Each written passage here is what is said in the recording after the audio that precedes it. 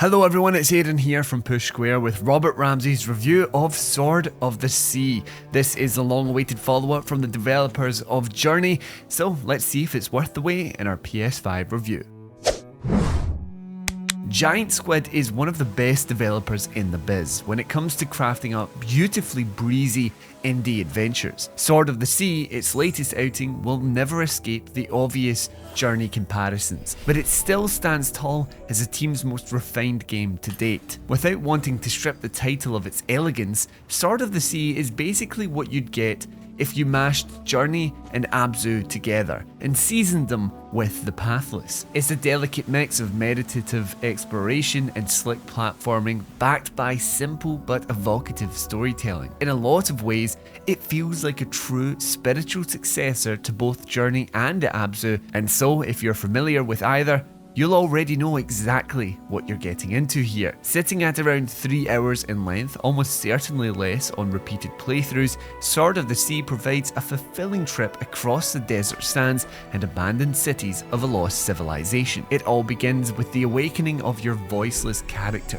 who's capable of riding a large sword as though it's a surfboard. Gloriously smooth controls make traversal a delight, especially when you're zipping through the game's larger, more open environments. Actually, Sword of the Sea is a surprisingly speedy experience, and as such, it requires a bit more finesse than something like Journey. As you progress, the platforming challenges get a little trickier, and you'll need to start thinking about hitting top speeds before making certain jumps. That's not to say that this is a difficult game. The only penalty for falling into an abyss is a brief reset back to solid ground, but it is more involved than its spiritual predecessors. The same is true of the puzzles, which, while simplistic in design, do make you consider your surroundings. Our point here is that Sword of the Sea is more of a game than Journey or Abzu are, and this is further evidenced by the fact that you can rack up points atop your surf sword by pulling off tricks and flicks mid-air. Learning and mastering these techniques is entirely optional, but again, there's a certain degree of gameplay depth on offer here. Does that detract from the overall experience though? Well, Journey is such a masterpiece because it's so streamlined as a slice of interactive media. It doesn't get hung up on elements that would otherwise be considered traditional game design, like scores or collectible currencies, or even text. Sword of the Sea dabbles in all of these things, and we think, at least to some extent, that they do cheapen the title's meditative tone. Don't get us wrong, so much of the game is masterfully pieced together, but it's a point that's worth pondering. For instance, gathering the collectible currency we just mentioned, or stopping to read lore-related messages attached to obelisks, often disrupts the flow of each locale, pushing you to backtrack for the sake of unlocking new aerial tricks.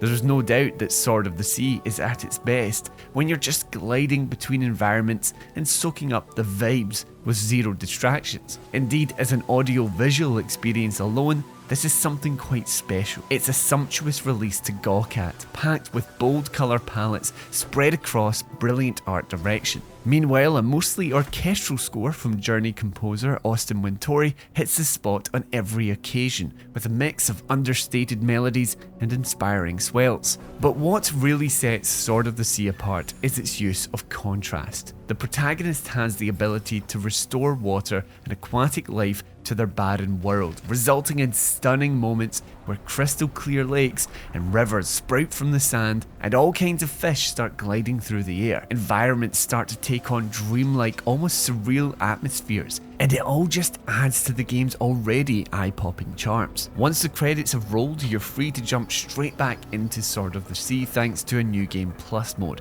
which lets you replay the whole thing with all of your trick-based upgrades intact. It also introduces a few interesting bonuses, including the option to toggle extra HUD elements so that you can see your current speed and technique scores. Because of its short length, we think this is a game that's well worth replaying at least once. Knowing exactly where you're going on a second or even third run gives the title an even more seamless feel. So, Sword of the Sea certainly won't have the same impact that Journey did all of those years ago, but in so many ways it feels like a direct evolution of that legendary experience. It's a beautifully smooth game set across a series of gorgeous environments that are just a joy to explore. While its more gamey elements do feel a tad forced, they're not enough to distract from what is a sumptuous adventure. We're giving Sword of the Sea a 9 out of 10.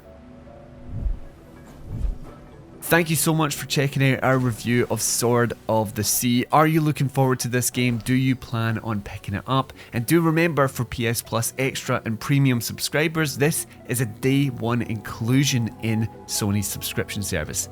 Anyway, thank you so much for watching. Remember to like the video and subscribe to the channel for more PlayStation video content just like this. And until next time, I've been Aaron, and this has been Push Square.